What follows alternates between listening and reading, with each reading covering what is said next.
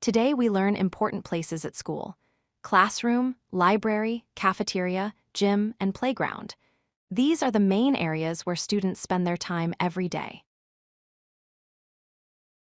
Classroom is where students learn from teachers.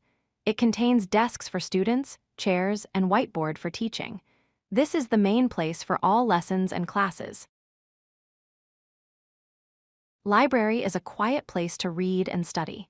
It contains many books, magazines, and computers for research. Students can borrow books and get help from librarians.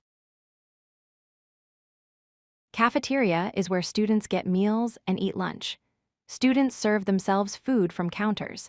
It is also a social place to relax and talk with friends. Gym is for physical education and sports. It contains basketball hoops, exercise mats, and sports equipment. Students exercise and play indoor games here. Playground is the outdoor area for sports and play. It contains swings, slides, and soccer field. Students run, play games, and exercise outside. Librarian is the person who works in the library. Librarians help students find books and information. They also teach how to use library resources properly. Auditorium is a large hall for school events. It has seating for many students and teachers. School uses it for assemblies, plays, and presentations.